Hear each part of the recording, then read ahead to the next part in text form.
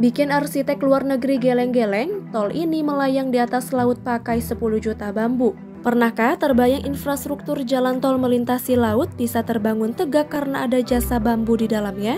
Itulah yang terjadi pada ruas tol Semarang menuju Demak sejauh 26,95 km yang berada di Provinsi Jawa Tengah. Jalan tol itu di atas laut terpanjang di Indonesia, terbagi ke dalam dua seksi pengerjaan lewat dua skema kerjasama pemerintah dengan badan usaha. Selain melayang di atas laut, tol Semarang-Demak dilengkapi rest area, kolam retensi, dan rumah pompa. Jalan tol laut ini berfungsi sebagai tanggul laut untuk mencegah banjir saat pasang laut yang menuju ke daratan kota Semarang. Disinilah bambu berperan ketika menjadi pahlawan bagi berdirinya struktur tanggul dan konstruksi jalan tol sekaligus. Sebuah teknologi sederhana namun inovatif dihadirkan ketika batang-batang bambu dibentuk seperti matras atau dihamparkan dan ada pula yang ditancapkan. Tindakan tadi dilakukan sebelum terbangun jalan tol terutama pada seksi 1 Semarang sampai Sayung sekaligus sebagai tanggul laut. Konstruksi terintegrasi antara jalan tol dan tanggul laut merupakan yang pertama diaplikasikan di tanah air. Bagaimana cara kerjanya sehingga bisa dipakai di proyek tol laut ruas Semarang-Sayung? Sebanyak 7 batang bambu diikat menjadi satu kemudian ditancapkan. Jarak setiap bambu yang diikat itu sekitar 1 meter dan melebar hingga 150 meter. Ada lagi batang-batang bambu yang disusun dan diikat kemudian dipasang dengan cara dihamparkan di atas ikatan bambu yang ditancapkan. Tiap ruas ikatan persegi panjang yang membentuk rakit bambu itu terdiri dari 4 batang bambu. Hamparan bambu yang diikat ini sepintas mirip bentuk rakit bambu. Jarak setiap satu rakit dengan rakit lainnya sekitar 40 cm. Lebarnya mengikuti tancapan yang telah dibentuk yaitu 150 meter. Pekerjaan belum selesai karena hamparan harus terdiri dari 17 lapis rakit bambu.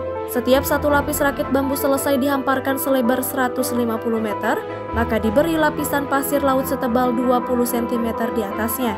Lalu dihampari kembali dengan rakit bambu dan ditutup kembali oleh lapisan keras pasir laut, begitu berulang-ulang hingga total 17 lapis. Teknik penyiraman pasir laut di atas struktur rakit bambu memakai trailing suction hopper dredger, sejenis kapal isap pasir laut. Di bagian bawah kapal terdapat alat isap yang mampu menjangkau dasar laut untuk menyedot pasir yang kemudian ditampung di lambung kapal. Lewat alat khusus, pasir di lambung kapal disemprotkan keluar menuju hamparan rakit yang membentuk permukaan seluas 150 meter. Konstruksi hamparan bambu itu panjangnya mencapai 6.000 meter alias 6 km. Agar tetap pada posisinya, konstruksi unik yang baru pertama diterapkan pada pembangunan jalan tol di Indonesia tersebut akan diberi penahan tiang pancang, penahan saat melintasi alur sungai Sayung.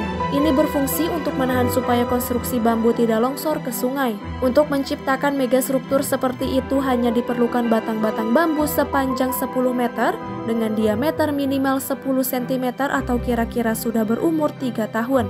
Tak perlu jenis tertentu karena semua jenis tanaman bambu bisa dilibatkan. Dibutuhkan sedikitnya 10 juta batang bambu untuk menciptakan daratan baru untuk jalan tol sekaligus tanggul laut.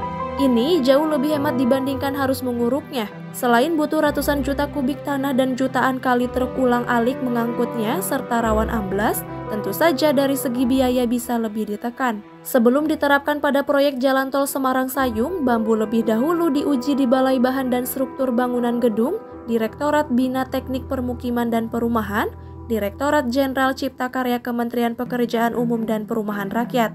Pengujian untuk mengukur kelayakan bahan bambu sebagai konstruksi ada 2 jenis uji untuk sistem rakit atau matras bambu tadi, yakni uji tarik dan uji lentur.